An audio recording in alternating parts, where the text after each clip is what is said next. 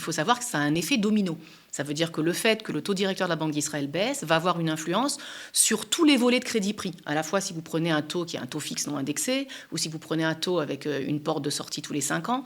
Donc, pour les consommateurs qui ont du crédit immobilier, ça va être le moment de renégocier. La Banque d'Israël a frappé fort avant-hier en annonçant une baisse des taux d'intérêt, une décision qu'on attendait déjà depuis plusieurs semaines, même plusieurs mois. Alors pourquoi cette décision a été prise justement maintenant et quelles seront les conséquences?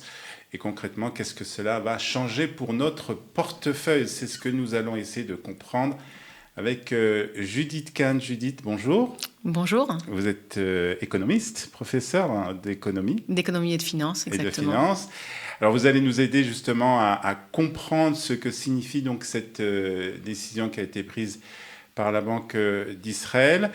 D'abord, pourquoi elle a été prise maintenant justement, cette décision, cette baisse, on va dire, de 0,25%. Un quart de point, exactement. Ça a été une baisse d'un quart de point, donc 0,25% sur le taux directeur de la Banque d'Israël. C'est la première baisse depuis pratiquement 2 ans, puisque la dernière baisse a eu lieu en janvier 2024. Ouais. Donc ça fait longtemps qu'on l'attend. La Banque d'Israël a été extrêmement frileuse. Elle n'osait pas baisser son taux directeur parce que dans le contexte à la fois de guerre et d'inflation, elle avait trop peur que ça relance en fait la demande et donc que l'inflation se remonte, ou reflambe, si on peut dire. Et donc, c'est seulement cette fois-ci qu'elle a décidé de prendre cette décision. Elle a été attendue quand même. Elle était extrêmement attendue. On a eu même, le mois dernier, je crois, une petite tension entre le ministre des Finances et le gouverneur de la Banque d'Israël. Plusieurs fois déjà dans l'année. Le ministère des Finances a dit le gouverneur de la Banque d'Israël devrait baisser son taux. Simplement, il faut comprendre que le gouverneur de la Banque d'Israël est complètement indépendant. Il est nommé par le gouvernement, mais après, il fait exactement ce qu'il veut. Et lui, il n'est pas concerné par un mandat politique. Il cherche en fait la stabilité macroéconomique du pays. Donc en fait, il ne va pas essayer de satisfaire le ministère des Finances. Donc sa mission principale à lui, c'est d'essayer que l'inflation ne galope pas, n'augmente pas trop. Exactement. C'est-à-dire que son mandat, c'est la croissance économique, le plein emploi et les prix stables, la stabilité de prix. Donc c'est pour ça qu'on fait bouger en fait le taux directeur. Simplement, ce taux directeur était extrêmement haut par rapport à ce qu'on avait en 2021 et comme conséquence annexe, forcément, les prix des crédits, tous les crédits immobiliers et crédits à la consommation étaient très très chers. Donc on avait du mal, les consommateurs ont du mal à prendre un crédit dans ces cas-là. Toutes sortes de crédits. Sur le marché immobilier, ça a été donc plus... on réfléchit à 2 fois avant de prendre oui, parce que quand on emprunte 1 million de shekels, du coup, ça rend les remboursements très chers et pas tout le monde n'a la capacité d'endettement qui lui permet d'acheter. Alors aujourd'hui, par rapport au reste du monde, aux États-Unis et l'Europe, à quel niveau on se situe? Alors, les taux directeurs de l'économie israélienne sont plus élevés que les taux européens et que les taux des États-Unis. La Fed avait déjà baissé son taux directeur il y a quelques mois. C'est pour ça que, puisqu'on est dans une économie globale, on attendait à ce que la Banque d'Israël le fasse aussi. La Banque d'Israël a refusé de le faire parce que dans le contexte de guerre et dans le contexte de déficit budgétaire, elle pensait que ce n'était pas prudent. Maintenant, depuis l'accord de cessez-le-feu qu'il y a eu avec Trump, la libération des otages, et il semblerait une certaine stabilité géopolitique, plus l'inflation qui a été maîtrisée, la Banque d'Israël a fait ce pas-là, qui est un tout petit pas, puisqu'on parle simplement de 0,25%. Tout le monde espère qu'il y aura d'autres baisses de taux directeurs dans les mois à venir. Alors, qu'est-ce que ça va changer pour nous et pour notre portefeuille ? Alors, qu'est-ce que ça change ? 0,25%, ce n'est pas une baisse énorme. Ça veut dire que par 100 000 shekels empruntés, si vous avez pris un crédit au prime, puisque le prime est dépendant du taux directeur de la Banque d'Israël, ça vous fait une économie de 15 shekels. D'accord, par mois, exactement. Donc, si on regarde pas les crédits à la consommation, mais par exemple les crédits immobiliers, là, il y a une période où on avait l'habitude de prendre un tiers du crédit au prime. Donc, sur un crédit d'1,2 million, qui était le crédit moyen pris en Israël, ça faisait 400 000 shekels. Ça vous fait une économie tout dépend de la durée du crédit que vous avez pris, 20, 25 ans, entre 70 et 80 shekels.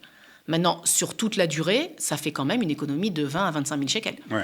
Donc, c'est quelque chose.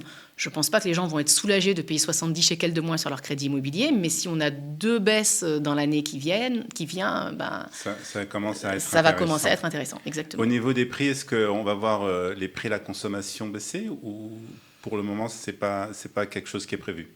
On espère que l'inflation ne va pas reprendre. En fait, c'est un petit peu ça le risque de la baisse du taux. Parce que du coup... les prix vont stagner, mais on va pas avoir une reprise de l'inflation. Non, on ne devrait pas avoir une reprise de l'inflation. Est-ce qu'au niveau de l'économie israélienne, est-ce que aussi on peut s'attendre à une relance de la consommation, de l'activité économique? Oui, c'est le but en fait de cette baisse-là, parce qu'à partir du moment où le taux directeur de la Banque d'Israël baisse, les crédits sont moins chers, donc ça va encourager les gens à acheter à crédit. Et puis l'épargne, il est moins rémunérateur. Donc du coup aussi, les gens vont moins épargner et ils vont plus dépenser. Donc c'est en fait, ça permet de relancer l'économie et d'essayer de relancer une croissance.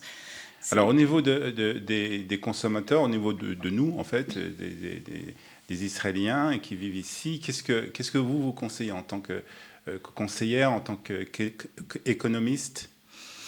Si vous voulez, pour tous ceux qui ont pris... C'est des choses que nous, on doit faire aujourd'hui, après cette baisse, même si elle n'est pas très importante. Alors, pour tous ceux qui ont pris des crédits, tout d'abord, ils vont être immédiatement légèrement soulagés. Mais si on regarde le crédit immobilier, il faut savoir que ça a un effet domino.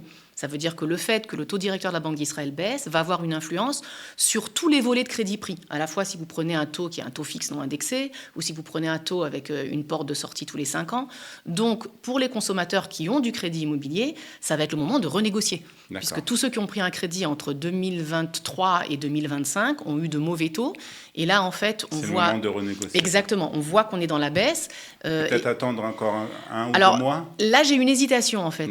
J'ai une hésitation parce que d'un côté, il faut savoir que toujours les banques sont pressées d'obtenir leur objectif de fin d'année. Donc, comme il y a des soldes pour les vêtements, il y a des soldes de taux aussi quand on fait des rachats de crédit au mois de décembre. Donc, ça vaut peut-être le coup de renégocier tout de suite. D'un autre côté, si on attend la prochaine décision de la Banque d'Israël qui aura lieu en janvier 2026, s'il y a une nouvelle amorce, alors on aura aussi de meilleurs taux. Donc, voilà, c'est un petit peu... C'est la spéculation en même temps. Exactement. Il faut un petit peu balancer les deux et savoir ce à quoi on s'attend. Très bien. En tout cas, on peut s'attendre... En tout cas, les observateurs économistes s'attendent quand même à une prochaine baisse au mois de janvier. Alors, une prochaine baisse, mais pas forcément au mois de janvier. Et le gouverneur de la Banque d'Israël, en annonçant la baisse de taux directeur hier, a dit en fait, attention, ça ne veut pas dire qu'on va amorcer une baisse tous les mois. On pense baisser d'un 0,5% jusqu'en septembre 2026. Ah oui. Donc en fait, ça peut être la prochaine décision. Dans 2 décisions, il veut bien voir que l'économie se stabilise et il ne veut pas aller trop vite. D'accord. Il reste donc très prudent. Il reste très prudent. Très bien. Merci en tout cas, Judith, avec grand plaisir, pour ces explications. Au revoir. Et à très bientôt. À très bientôt.